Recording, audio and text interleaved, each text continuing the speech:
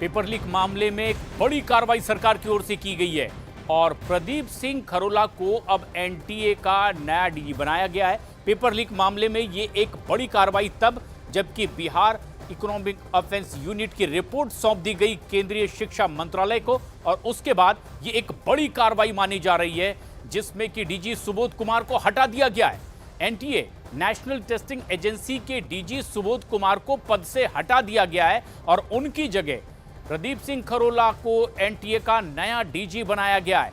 Paper leak मामले में जिस तरह से बिहार में ईओई ने अपनी रिपोर्ट तैयार की, केंद्र सरकार को सौंपी और उसके बाद ये एक सबसे पहली और बड़ी कार्रवाई भी। यतेंद्र शर्मा हमारे सहयोगी इस वक्त हमसे सीधे जुड़ रहे हैं ज्यादा जानकारी के साथ। यतेंद्र, आखिर किस तरह की कार्रवाई, क्या इससे एक बड़ा फर्क और संदेश देने की भी कोशिश है?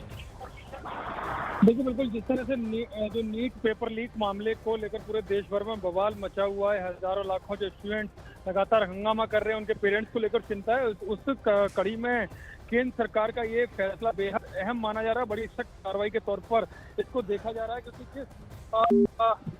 जिस एनटीए के कोई जिम्मेदारी रहती है इस तरह की परीक्षा आयोजित कराने की, उसके डीजी यानी कि जो उसका सुप्रीम बॉस है उसको ही हटाने का बड़ा फैसला केंद्र सरकार ने लिया है। डीजी जो सुबोध सिंह थे उनको हटा दिया गया है और नया जो आईएएस ऑफिसर है प्रदीप सिंह खरोड़ा, उनको यहाँ पर उनकी जगह पर तैनात किया गया है। यानी कि हमेशा ज्यादातर होता है कि ऐसे मामलों में छोटे कर्मचारियों पर कड़ी कार्रवाई की जाती है, लेकिन यहाँ पर केंद्र सरकार ने एक बड़ा फैसला लिया है। जो ईओयू की रिपोर्ट थी आर्थिक अपराध शाखा जो बिहार की, उस रिपोर्ट के आधार पर सरकार ने एक बड़ा मैसेज दिया है कि अगर इस तरह की शिथिलता होगी, इस तरह की लापरवाही होगी तो जो बड़ा अधिकारी होगा बिल्कुल उसको ही दंड भुगतना पड़ेगा। और ये एक बड़ी कार्रवाई भी है, ये एक बड़ी कार्रवाई है ऐसे में जबकि अब बिहार ईओ की तरफ से रिपोर्ट सौंपी गई है।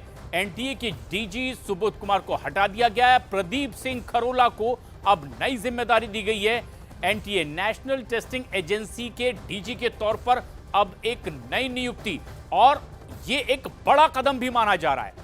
जैसे ही ईओयू ने अपनी रिपोर्ट सौंपी है केंद्रीय शिक्षा मंत्रालय को, उसके बाद ये एक बड़ी कार्रवाई।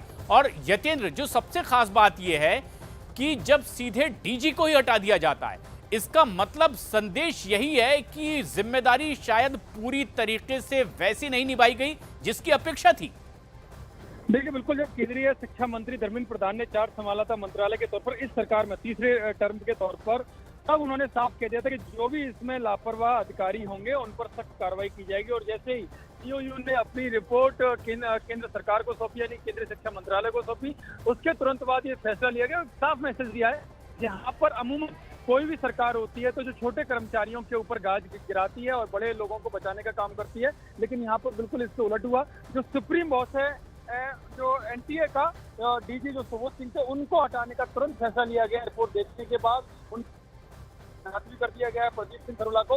लेकिन एक साफ मैसेज यही है कि जब भी इस तरह के मामले में हजारों लाखों छात्रों के भविष्य का मामला है तो केंद्र सरकार और खासकर शिक्षा मंत्रालय उसमें कोई भी सख्त कदम लेने से हिचकेगा नहीं। और ये एक बड़ा मैसेज केंद्रीय शिक्षा मंत्रालय यानी कि केंद्रीय मंत्री धर्मेंद्र प्रधान की तरफ से दिया गया है कि सरकार इस तरह के फैसले, और संकेत भी है कि आगे भी इस तरह के और भी फैसले इस संबंध में होंगे। जो भी इस संबंध में जिनकी भी लापरवाही या जिनकी भी संलिप्तता पाई जाएगी, केंद्र सरकार उनके खिलाफ सख्त कार्रवाई करेगी। और उसी कड़ी में ये एक बड़ा कदम, एनटीए के डीजी सुबोध कुमार को उनके पद से हटा दिया गया है और retired IAS officer Pradeep Singh Kharola को एनटीए यानी कि नेशनल टेस्टिंग एजेंसी, जिस एजेंसी की ओर से ही आयोजित की गई थी ये नेट की परीक्षा, जिसमें इस तरह के सवाल खड़े हुए और अब जबकि दूसरी तरफ तफ्तीश चल रही है, ये